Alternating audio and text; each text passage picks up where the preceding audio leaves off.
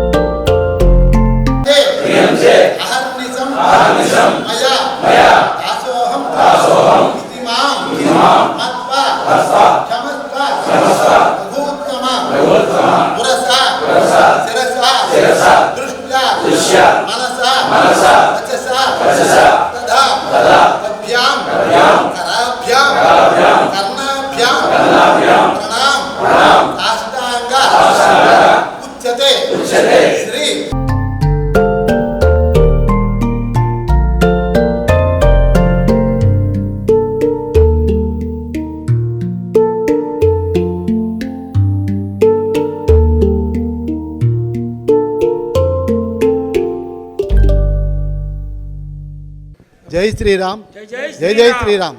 జై శ్రీరామ్. ఈ అయోధ్య బాలరామాలయం ఫిబ్రవరి నెల 18, 19, 20 తేదీల్లో ప్రతిష్ఠింపబడింది.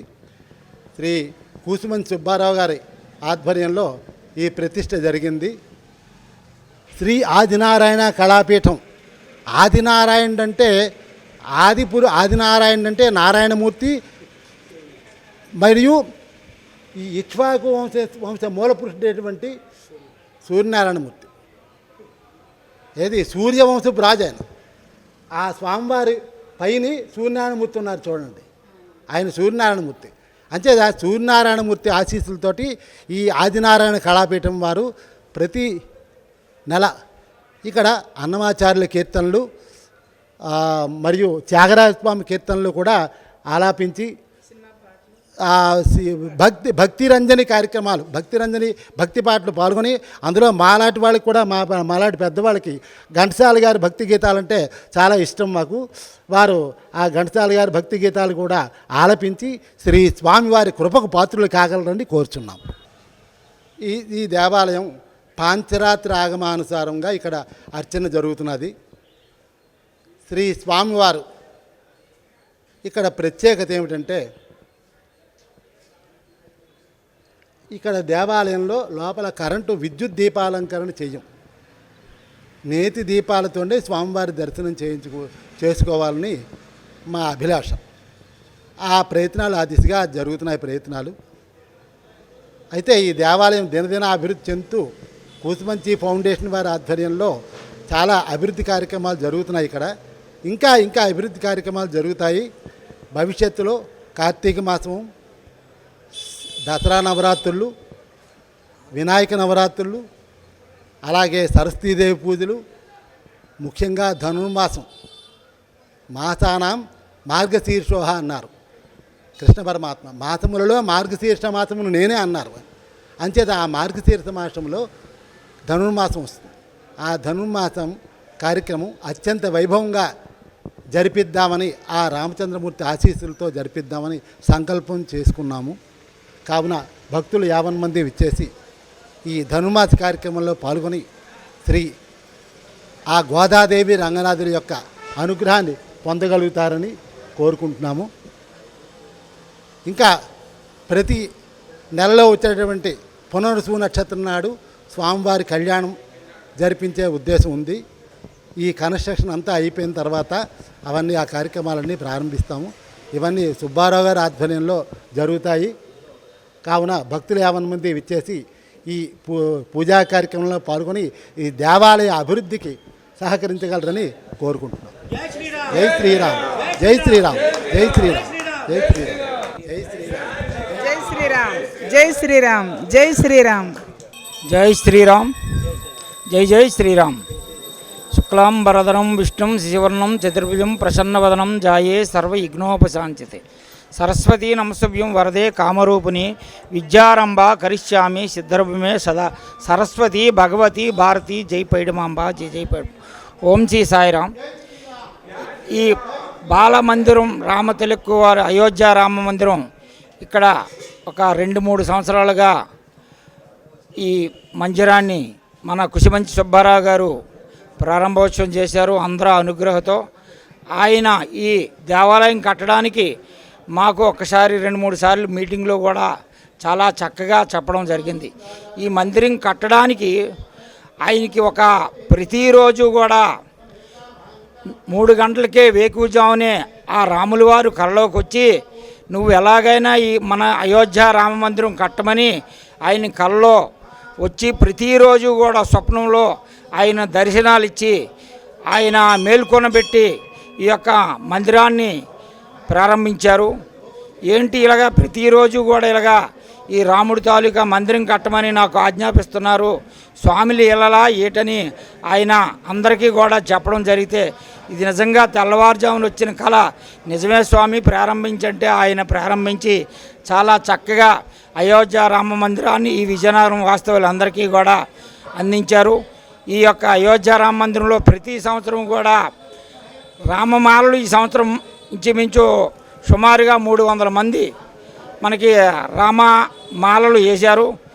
ఈ రామమాల తాలూకా ఖర్చు అంతా కూడా మన కుశమంచి సుబ్బారావు గారి డ్రెస్సులు కానీ మాలలు కానీ అయోధ్య నుంచి తెప్పించి ఈ 300 భక్తులకి కూడా ఇచ్చి మాలాధారణ వేయించి ఈ 21 రోజు కూడా ఉదయాన్నే భిక్ష, మధ్యాహ్నం భిక్ష, ఉదయాన్నే అన్ని కార్యక్రమాలు కూడా 21 రోజు జరిపించి మా అందరినీ కూడా రామతీర్థాల్లో రాముడి దర్శనం చేయించి మా అందరినీ కూడా పుణ్యాత్ములు ధన్యాత్ములు చేసిన ఆ అయోధ్య రామునికి, ఆ కుశమంచి సుబ్బారావు గారికి ధన్యవాదాలు. జై శ్రీరామ్, జై జై శ్రీరామ్, జై శ్రీరామ్.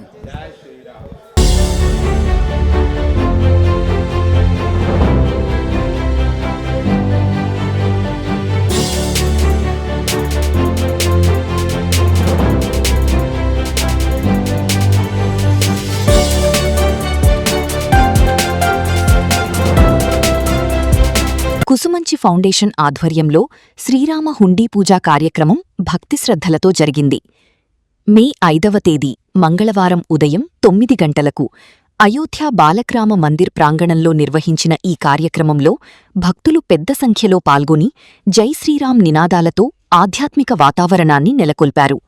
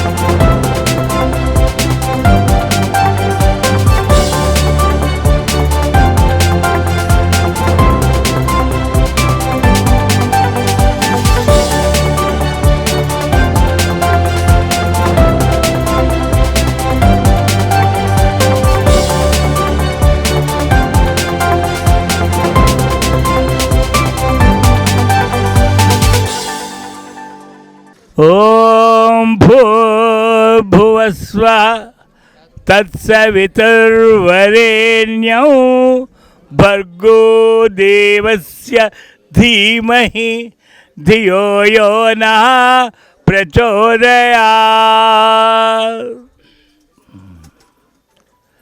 లోక కళ్యాణం కోసం చిన్న పని చేసిన దాని పవర్ అద్భుతం. మరి ఏ మూలాన్న మాకు అర్థమలేదు, కానీ ఈ గాయత్రి పరివారంలో ఉండి ఆ గాయత్రి మంత్రోపదేశన గాయత్రి మహాయజ్ఞం నా జీవితానికి చాలా మలుపు తిప్పింది. నా జీవితానికి మంచి మలుపు తిప్పింది. ఏం చేసింది? 24 గంటలు ఏదో కార్యక్రమం చేయాలి సమాజం కోసం, అదే భావం. అలాగ అనిపిస్తే ఏం చేసాము, మేము వృద్ధాశ్రమం పెట్టించింది. ఆశ్చర్యంగా ఉంది ఏంటంటే ఆ వృద్ధాశ్రమంలోనే పాపం ఎంత ఘోరం అంటే తల్లిదండ్రులను కూడా చూడక్కర్లేదు, చచ్చిపోయినప్పుడు కూడా అవడం లేదు. ఇంత ఘోరం ఎక్కడ లేదు సమాజంలో. చనిపోయే ముందు ఫోన్ చేస్తే మేము వస్తామండి, ఏంటి టైం మీ పని మీరు చేసిన పర్వాలేదు. ఏంటిది అంటే మనం ఎలా మారిపోయింది సమాజం? అంత నికృష్టమా? అలాంటి జరగడం వల్ల మాకు ఇంకా ప్రేరణ పెరుగుతుంది. అలా చేయడమే కాకుండా ఒకరోజు ఎందుకో నాకు తెలీదు, రామమందిరం కట్టు రామమందిరం కట్టు రామమందిరం కట్టు ఇదే ధ్యాస. అది ఎందుకు వచ్చి నాకు అర్థం అవ్వలేదు. కూర్చున్న అదే ధ్యాస. అప్పుడు రామమందిరం కట్టాలనుకున్నాం. అదే మన ధర్మం సంస్కృతి కాపాడాల్సిన బాధ్యత ప్రతి వ్యక్తికి ఉంది అన్న ఆలోచనతోనే మేము ఆ ధర్మం సంస్కృతి ఆధారంగా సరస్వతి శిశు పాఠశాల నిర్మాణం చేశాం. ఇది సరే చూస్తుంటే నిత్యం ఎవరో వస్తూనే ఉన్నారు భోజనానికి. ఎవరు వచ్చినా సరే వంట అయిపోయి కడిగిసినా సరే వచ్చినా సరే మళ్ళీ వండించి తయారు చేసి పెడతాం. అంటే ఇట్స్ ఏ గుడ్ ఆపర్చునిటీ. అది సేవకు ఆపర్చునిటీ, భగవంతు ఇచ్చే మాకు అవకాశం. కాబట్టి ఇలాంటివన్నీ చేస్తున్నాము. మొన్న శ్రీరామ మాలాధారణ చేసాం. 100 మంది ఎక్కడ విలేజ్ నుంచి వచ్చి తీసుకున్నారు. అంటే రామతత్వంని తీసుకెళ్ళాలి. రామ మందిరం ప్రధానం కాదు, మందిరం ఆధారంగా రామతత్వాన్ని తీసుకెళ్ళాలి పబ్లిక్లోకి. ఆలోచనతో నిర్మాణం చేసాము. అనుకోకుండా ఇంతమంది కదా ఒక శ్రీరామ హుండీ పెడితే బాగుంటుంది అని ఆ రాముడు తెరిపించారు. మా ఆచార్య చెప్తే మంచి ఆలోచన, కానీ ధనలక్ష్మి పూజ ప్రారంభించండి ఆయన అన్నారు. అదే చేస్తాను. కాబట్టి ఈ విధంగా ఈ లోక కళ్యాణకు మా శక్తి మేరకు అది అన్నిటికీ గొప్ప విషయం చెప్పగలను. నేను దర్జాగా గర్వంగా చెప్తాను. ఇన్ని చేస్తున్న 55 సంవత్సరాల పాటు మా తల్లిదండ్రులు లేకపోయినా కలిసే చేస్తున్నాం. కుటుంబం అంతా ముగ్గురందరం కలిసే ఉన్నాం. అది మా అదృష్టం, మా తల్లిదండ్రులకి పెద్ద సంస్కారం. కాబట్టి ఇటువంటి ఈ హుండీ కార్యక్రమం పెట్టాము. ఈ హుండీ మన ఇంట్లో పెట్టడం కాదు, దైవ మందిలో పెట్టుకోండి, వ్యాపార స్థలంలో పెట్టుకోండి. మనం బాగుంటే కదా సమాజం పనిచేయగలుగుతాం. కాబట్టి మనం బాగుండాలి. కాబట్టి ఈ విధంగా మనం చూసి ప్రేరణగా మరో 10 మంది అడగాలి, కోరి ఇవ్వకూడదు, అడగాలి. ఈ ఆలోచనతో ఇవన్నీ ఏర్పాటు చేసాం. ఏర్పాటు చేయండి. ఓ బ్యాచ్ కస్పా బ్యాచ్ వచ్చేది. ఏం మీరు 200 మంది వస్తామండి మీ దగ్గరికి, మీరు రామ్మని చూడడానికి వస్తామండి అన్నారు. 200 మంది వచ్చారు ఇవాళ. తదార్థం టిఫిన్ కూడా ఉద్ధరించి మేళ పెట్టుకున్నారు. అంటే చెప్తున్నాను, దైవ సంకల్పం ఎలా ఉంటుందంటే మనం ఏ పని చేస్తే దాన్నే రాణిస్తుంది, మనం చెడుగా చేస్తే అదే రాణిస్తుంది. ఒకేసారి ఫాస్ట్ ఫ్లాప్ అవుద్ది. కాబట్టి ఇటువంటి ధర్మకార్యం, ఇటువంటి ప్రజ్ఞా కార్యక్రమానికి మీ అందరూ ఇచ్చేసి దీన్ని లోక కళ్యాణం కోసం మా అందరూ కలిసి చేయాలని చెప్పి విజ్ఞప్తి చేస్తాను. నమస్కారం. జై శ్రీరామ్. జై జై శ్రీరామ్. జై జై శ్రీరామ్. జై బాలక రామ్ మందిర్ మన విజయనగరంలో మన ఇండియా మొత్తం మీద, మరి ఇండియాలో మొత్తం మీద ఫస్ట్ మన అయోధ్యలో రాముడు పిలిచారు. తర్వాత 2వ స్థానంలో మన విజయనగరంలో ఆయన వెళ్ళటం అనేది చాలా గర్వకారణం. సుబ్బారావు గారి మనసులో మరి రామ మందిరం కడదామని ఆలోచన వచ్చింది. వచ్చి మరి షాప్ దగ్గరికి వచ్చి చెప్పారు సాయంత్రం మీటింగ్ పెడదామని. అలాగే సాయంత్రం ఇట్లాగే మీటింగ్ పెట్టినాక సరే ఎవరైనా విగ్రహానికి ఎవరైనా ఇచ్చారా అంటే ఇంకా అనుకోలేదండి అన్నారు. అలాగే ఆ విగ్రహానికి మేము ఇస్తామని చెప్పి ముందుకు వచ్చాం. అలాగే ఆ విగ్రహం ఇవ్వటం అలా మరి అందరూ కూడా ఎవరి దగ్గర వాళ్ళు 10,000 ఇవ్వని, 20,000 ఇవ్వని, ₹1,00,000 ఇవ్వని, ఎవరికి వాళ్ళే వచ్చి ముందుకు వచ్చి మేము డొనేషన్గా ఇస్తామని చెప్పని వచ్చారు. అలాగే ఈ రోజు వరకు ఆ నిర్మాణం అవుతుంది. ఇంకా కొద్దిగా పనులు ఉన్నాయి. ఆ పనులు కూడా 1 నెల 2 నెలల్లో పూర్తి చేసి మరి రామస్తూపం ఒకటి మరి ప్రథమ వార్షికోత్సవం కింద సంవత్సరం అయిపోగానే చేద్దాం అనుకున్నాం. ఆ వార్షికోత్సవానికి కూడా మరి రామకోటి పుస్తకాలు కూడా ఇక్కడ మందిరంలో పెడతారు. ఎవరికి రాయాల్సిన వాళ్ళు వారు పూర్తి చేసి ఆ టైంకి ఇచ్చేస్తే ఆ రామ మందిర స్తూపం దగ్గర అది చేద్దామని చెప్పి అనుకుంటున్నాము. అలాగే ముందు కూడా ఎప్పుడు కూడా మనకి ఎక్కడో అయోధ్యకి వెళ్ళి చూసి ఏందో ఆయాసపడి వెళ్ళే కంటే కూడా మన విజయనగరంలో బాగుంటుందని చెప్పని ఆయన మనసులోకి రావటం, మేము అందరం కూడా ఆయనకి తోడ్పాటుగా ఏదో కాస్త కోస్తో అంతా చేయలేకపోయినా ఆయన అంత కృషి చేయట్లేదు, ఎంతో కొంత మా వంతు మేము చేస్తాం, ముందుకు వెళ్తున్నాం. అలాగే ముందు కూడా మీరందరూ సహకరించి ఈ రామ మందిర నిర్మాణంలో కానీ ఈ ఏమైనా పూజా కార్యక్రమంలో కానీ అందరూ కలిసి ఉండాలని చెప్పని నేను కోరుకుంటున్నాను. సమాజానికి సేవ చెయ్యాలనే సంకల్పంతో ముందుకు వస్తున్న ఘంటాలక్ష్మి సేవా సంఘం సభ్యులు ప్రజలకు మరెన్నో సేవా కార్యక్రమాలు అందించాలని ఆకాంక్షించారు. అలాగే శ్రీరామ మందిర అభివృద్ధికి ప్రతి ఒక్కరూ తమ వంతు సహకారం అందించాలని కోరారు. ఈ కార్యక్రమాన్ని విజయవంతం చేసిన ప్రతి సభ్యునికి, సహకరించిన భక్తులకు నిర్వాహకులు ప్రత్యేక కృతజ్ఞతలు తెలిపారు. విజయనగరంలో ఇలాంటి ఆధ్యాత్మిక, సేవా కార్యక్రమాలు మరెన్నో జరగాలని స్థానికులు ఆకాంక్షిస్తున్నారు. జై శ్రీరామ్.